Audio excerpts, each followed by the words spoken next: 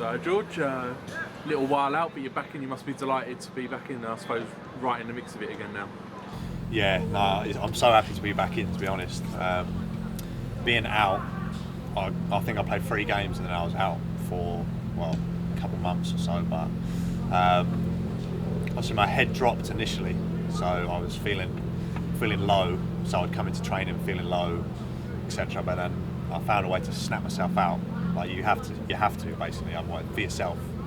And I thought I started doing extras after training, like as if I'd be just to like try and improve myself, basically, not for just for like selfish reasons, just so I'd feel good after training, so I'd feel like I'm still improving although I'm not playing. It wasn't actually necessarily to impress like the manager. I literally just wanted to motivate myself, is to improve like myself basically. So to be back in now after doing a lot of extras and improve myself, it feels a lot better. I feel a lot more natural stuff. So yeah, it's good.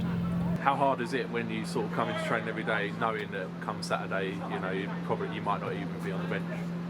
It's you can easily get down basically. So, but it's a big thing in football. Most players have been through it like in their career, unless you're a top player. But once you're coming in, you think you have to motivate yourself like twice as much, because you're literally, which is hard to do, but you have to try and get in a mindset. That's why I thought I need to find a way to do it.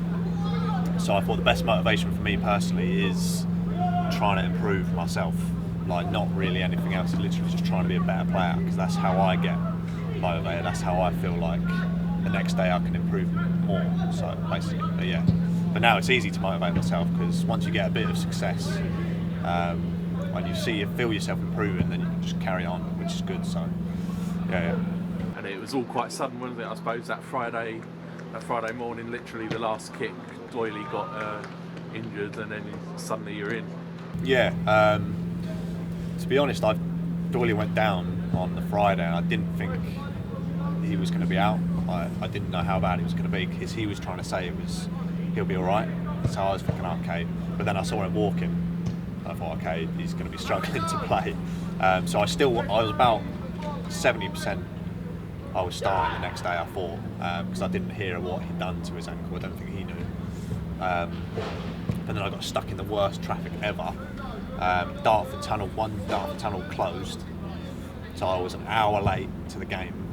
I turned up a minute before the warm up, and I was like rushing. I ran from my car, and I come in. And I was like, "Oh, sorry, I'm late." Gaff said, "Oh, you're starting." But I think that was good in a sense, because I didn't have loads of time to think about it. I just thought, I've just got to get to the game basically. So I got there straight out for the warm up, no time to think, just straight in, and I felt good, to be honest.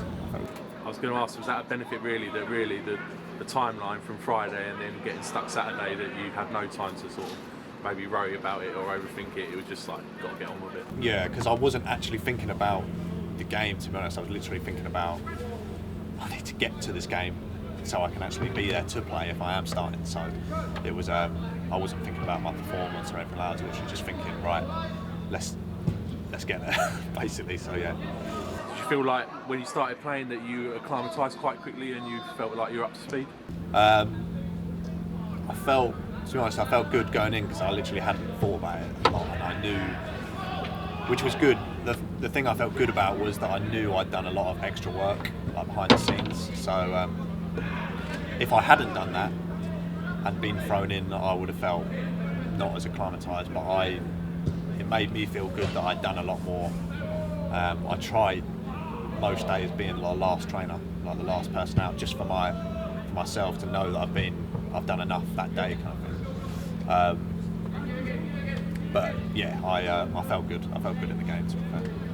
So we've seen we played really well over the last 3 games, but where do you think, how much further how much more do you think you've got in your locker to come over the next few games? Basically, I was saying this to a couple of people the other day. I feel in these first 3 games, I want to just do the basics. So just make sure I set like a baseline of like winning headers, winning tackles, not giving the ball away too much, just putting it in good areas, not trying to showcase myself, literally just putting in a solid performance. But I feel I have a lot more in the locker, like going forward. I haven't really shown that much yet because I've literally just thought, let's be solid, and then as I grow in confidence in games, then I feel I'll get better and better, basically. But yeah. I suppose not too much to worry about going forward when you've got Blair in front of you. No, exactly. So I'm not. To be honest, I know I'm good going forward, but obviously Blair's. I don't need to necessarily. Like if I need to back him up, then yeah. But I think as games go on, I'll start going forward more and more.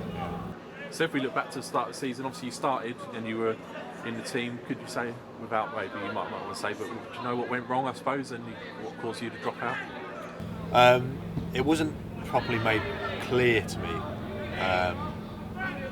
but I think that one game, although looking back at the video, I don't think I should have been, but I think it was my heading, in that particular game, which made me drop out. But since then, I've worked on my heading every day, although I don't think it was a good enough reason to be dropped, to be honest. But it's football, isn't it? But since then, I've been working on my heading every single day, so now I feel confident and comfortable in the air. So it's a little turnaround. And it must be nice now to be in a team that seems to be on a good upward trajectory. Yeah, no, it feels. I've come in at a good time because I think we was on a 2-game unbeaten run when I come in, and we just carried it on, and it feels so good to be part of a winning side. Basically, it's the best feeling. But I've been in a couple losing sides, where you've not been getting the results, and it's just the mood in the camp's just so different to when you're winning and everyone's feeling good. It's just it's a great environment to be in, basically. But yeah. And it must be nice. I suppose really you're probably our most local lad now, nearest living to the training ground. Yeah, no, at the moment everything's really good. So it's easy to get to. I really enjoy the training. The coaches got proper implemented their technical sessions. It's really professional setup, which I like, because it gives me more of a chance to improve. Basically, if the setup's like that, I can improve further. But yes, it's so good living 25 minutes away, so it's perfect. Yeah. And lastly, looking ahead to Havant tomorrow, you've just been through your preparations there. What sort of game do you think it will be? The gaffer always says go into the game as if they're the best team in the league. So even though they're below us, we need to have a mindset that we're gonna they're a top side, so we don't rest on our laurels. They're going into it, I think, 3 unbeaten, something like that. So their spirits are high as well. So we just got to watch out and not take anything for granted and do what we've been doing, basically. Yeah.